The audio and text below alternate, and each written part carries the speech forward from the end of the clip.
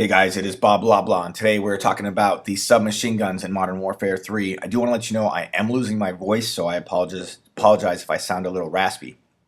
First up, we have the MP5. Now, luckily at COD XP, I was able to use these first three submachine guns, so I can give you an idea firsthand of how they felt. I'm also going to talk about the gun stats, but I do want you to know it's very likely they will do some rebalancing of these guns before the final Modern Warfare 3 release. First up, the MP5.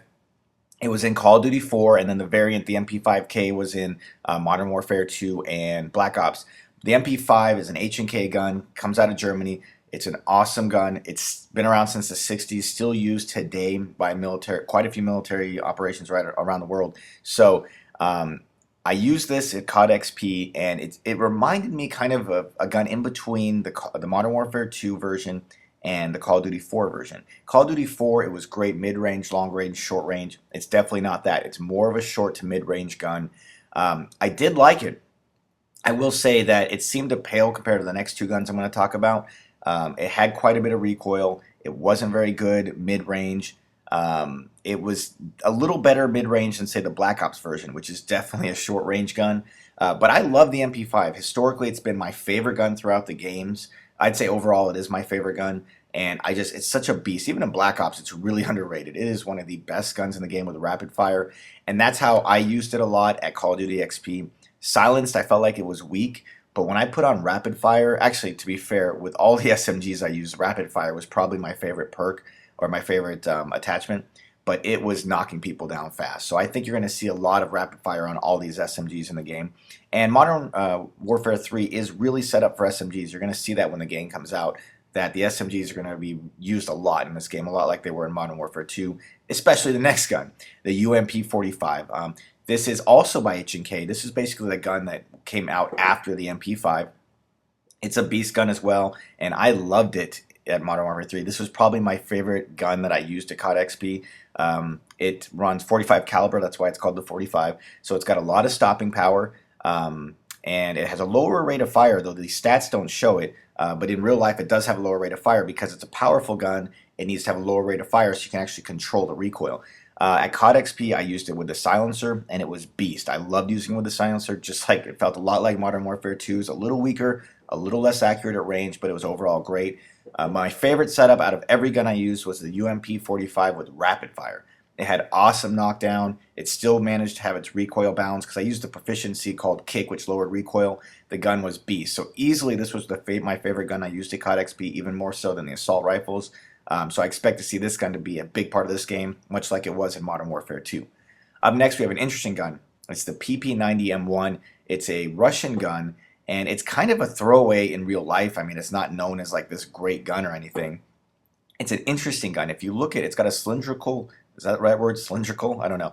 A cylinder cartridge underneath the barrel. So it's very different. It allows it to hold a lot of bullets in a small amount of space. So it's actually pretty intelligent, but the gun is not known as being that great of a gun. Now, in this game, it's pretty damn beast, guys. I mean, it was kind of in between the MP45 and MP5. It was really, really good at short range, had a super high fire rate. So you were firing bullets like crazy. When you throw rapid fire on this gun, it's like the FAMAS. I mean, it's just firing bullets like you wouldn't believe. So in this game, some people were saying that they thought this was the best SMG. I personally didn't. I thought the UMP's recoil was a little more manageable. But this gun's a beast at COD XP, so we'll see when it comes out. But I think a lot of people are going to be using this. So that's it for the guns I've used. Next up, we have the P90 making a return. It was in Modern Warfare 2. It was a beast in Call of Duty 4. In real life, this gun is a beast. It's made by FN, Herstal. It's a great gun. In real life, it's known as an awesome gun.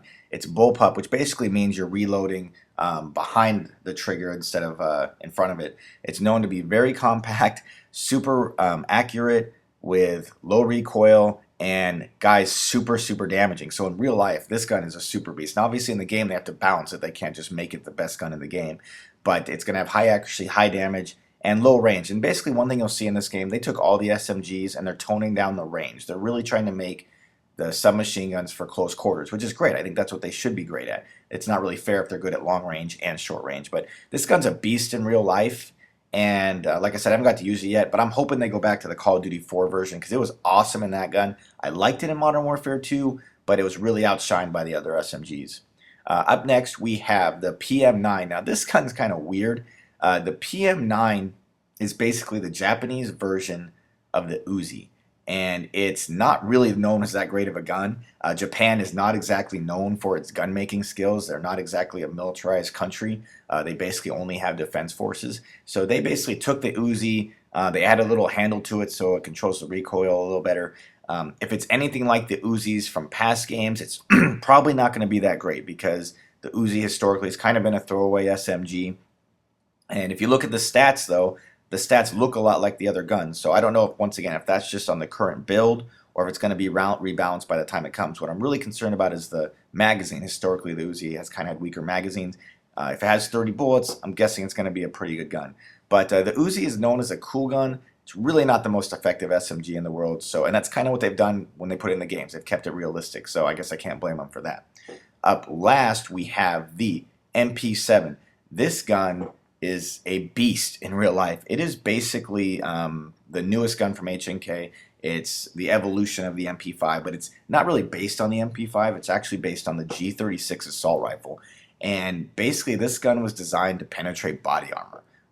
Extremely accurate, super high damage. Actually, it's got good range in real life for an SMG. It's almost like a mini assault rifle. So I'm guessing they're going to balance the gun so it's not overpowered, because if they made it like real life, this would easily be the best submachine gun, in my opinion. But it is a beast. So if it's anything like real life, it's going to have major dropping power. I mean, you're going to be killing people. It looks like they've lowered the firing rate a bit, which I can understand. Because once again, if you have a gun with high damage, you have to lower the fire rate. So I'm really excited to try this gun. It's unlocked really late. So I'm interested to see. Maybe it is a beast and they're expecting people to prestige, because level 74 is really late to unlock a gun. So we're not going to know for a while just how powerful this gun is. But that is it, guys, for the submachine guns. At COD XP, the general consensus was the submachine guns were awesome, and this game had a lot of maps that we played really worked well for the submachine guns. I'm not going to say they're better than the assault rifles, but I think they're a lot more useful. Whereas in Black Ops, there's not really a doubt, other than maybe the early version of the AK-74U, that the assault rifles were king. In this game, I think the submachine guns will play more of a part, and I'm really excited about it. So that's it, guys. I hope you enjoyed the video, and I will talk to you guys later. Take it easy.